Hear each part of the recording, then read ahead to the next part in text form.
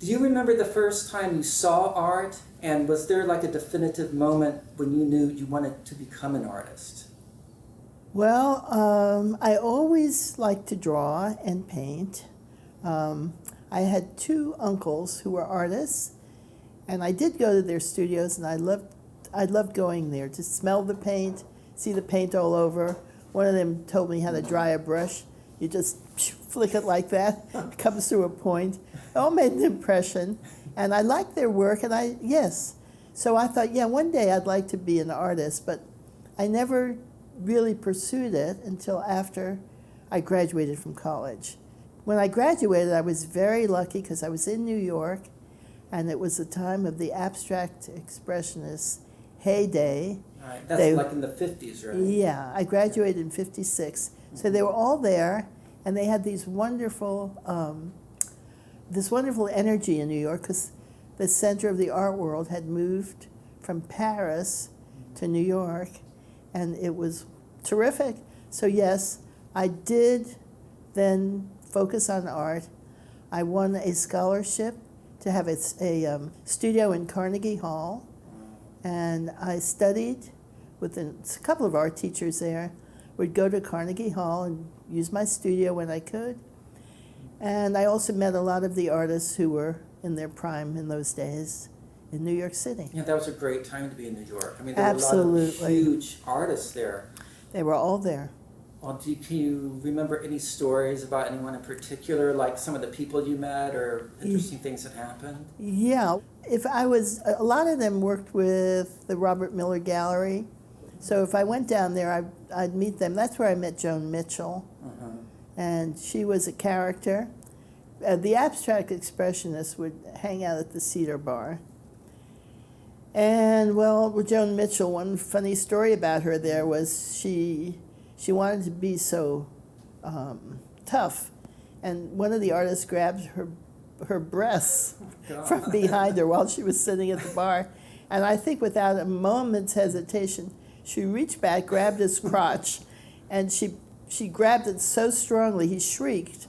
And I don't think any of the guys in the bar ever bothered her again. That's great. Yeah. It's like, go Joan. Yeah. Right. So I would imagine like the bars, it was mostly men, it was mostly male artists. Yeah. Around that time, Yeah. Very macho. No place for women. And just a few of these women made it in the art world. Yeah. So it sounds like mostly a male-dominated field. Was there a woman artist that you looked up to during that time?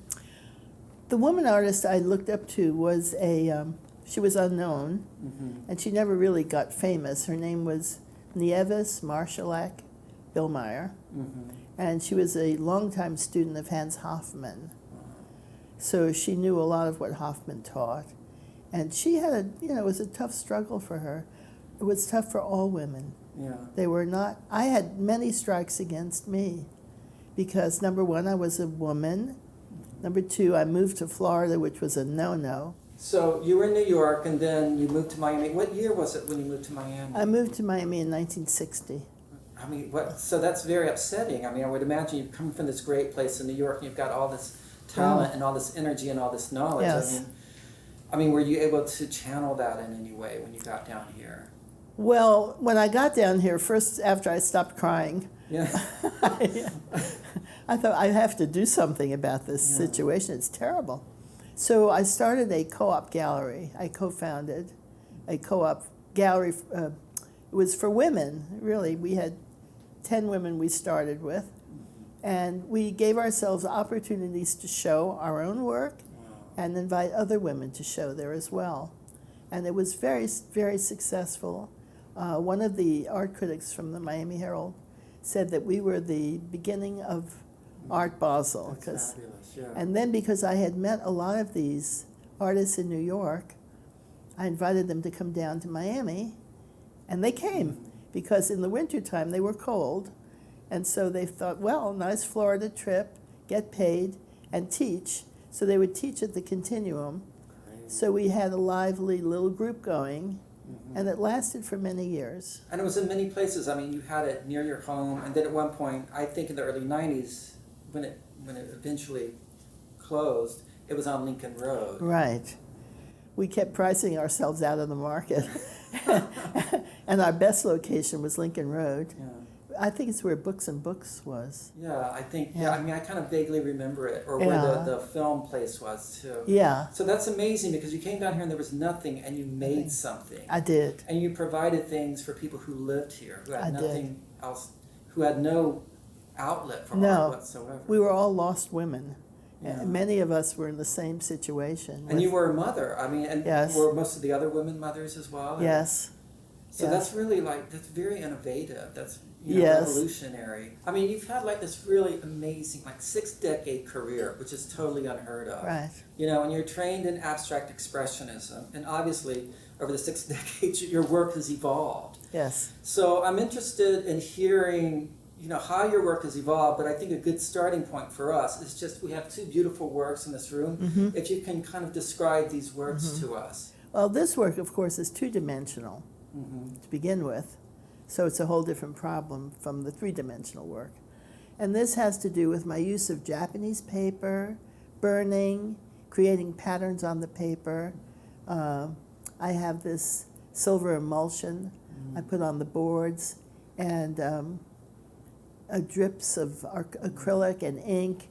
And this was just a beautiful kind of work. You know, it's very pleasing and it's strong and I like it, but it's very different because the message in this is really more about, you know, the environment, the flowers and foliage, things like that. And the flowers, I mean, you incorporate Japanese paper into your work. Yeah. The sculpture, on the other hand, has a very specific message because the sculpture is the shape of a wave. Wow. And I have a video that projects onto it of a wave crashing on the shore. And the light bulbs that are hanging in it are called halide light bulbs, and they are used in laboratories to stimulate the growth of corals. So that's what that is about. It's the ocean. When the video is on, it's a wave, it's the sound of a wave, and it's the halide bulbs referring to coral reefs in the ocean. And so it's amazing because you went from this training and then your work is just morphed into all these different kind of mediums. You know? Yeah, I like to experiment. Well, I mean, for one thing, you use gunpowder and fuses, Yes. which is a little scary. So how did that start? Well, I went to, I think it was the Guggenheim Museum, and this guy, I always pronounce his name wrong, but it was Saigo, whatever his last name, Guang or something, a Chinese artist who uses gunpowder and fuses. And I thought, wow, when I saw his work, the stuff leaves the most incredible marks on the surface of whatever he puts it on. And these marks you can't get any other way. I love the mark making, so I borrowed that idea and I started to make it my own by using it on canvases and surfaces where I wanted that residue of the gunpowder to be part of the painting. And so a lot of my work has that gunpowder fused residue on it. But in addition, I got into burning and setting things on fire. Devil. A devil. So all of my work is burned. I mean, even the pieces on this two-dimensional work, they're all burned. All of those holes are made with burning. And if you see the edge, you can see there's singed edges. Yeah, those are fabulous. So burning is a great thing in my art. And then it also shows the other side of creation, which is destruction. Yeah. And so on one side you have, you know, wonderful things happening and existing. On the other side you have the destruction of it with fire. Yes. And so, and I think you briefly touched on this, but the environment is obviously a huge part of your work. And when did that begin about in your work, or what was your experience with that? Well, I always loved drawing from nature, but I was very influenced by a man named Buckminster Fuller. Right. And when I heard he was doing a project in New York, even though I was married at the time with 4 kids, I left And I went to New York for the summer. That was like in 69 or 70 or so? 69. Yeah, and that was a very iconic year, a very big Very, year in yeah. New York. A lot of stuff went We on. landed on the moon then. Yeah. So we could see the Earth from the moon. And from the Earth, we were seeing the whole Earth in this wonderful project I did with Bucky.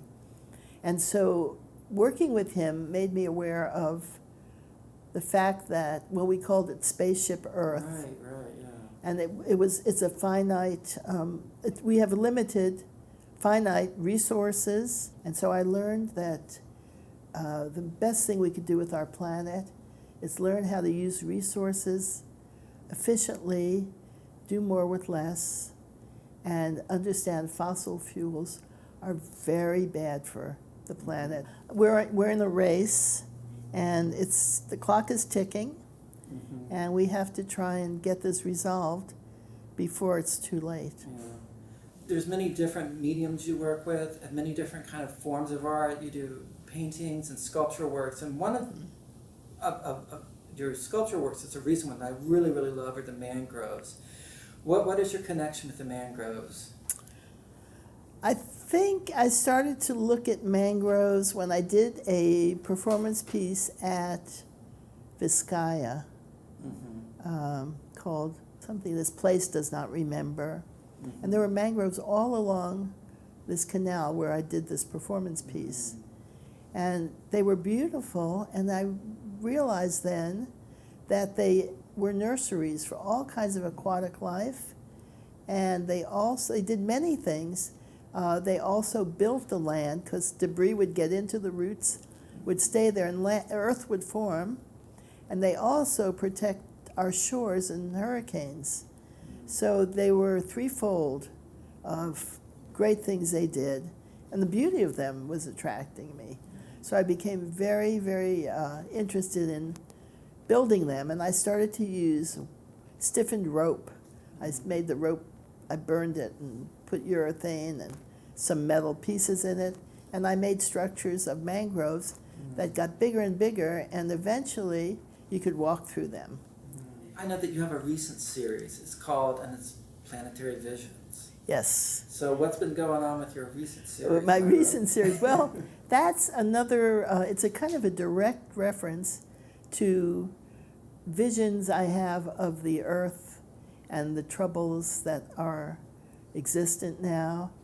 So these are made up land masses where you can see bays and valleys and oceans, and the idea of what kind of formations we have on the planet and how to recognize problems coming and how to best resolve them.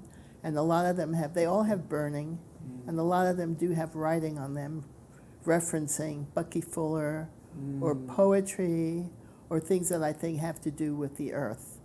Yeah. That's fabulous, because I mean, I think it's a real, from what I'm seeing, it's a real evolution of your work. I mean, Yes. there's these land masses, and they kind of look like, oh, that kind of looks like France or somewhere, but it's not. It's this place somewhere. Right. And then the burning really looks so gorgeous on those. Yeah, they're all invented shapes. And another sculptural series that you've been doing, which I really, really love, they're called Invisible Cities. I mean, just, yes, if you can tell us more about that, and you know, what do you think when you're making different meshes and different continents? What's going through your mind?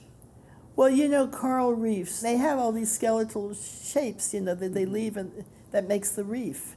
Yeah. And so to recognize that, I put all of these invisible cities are made of mesh.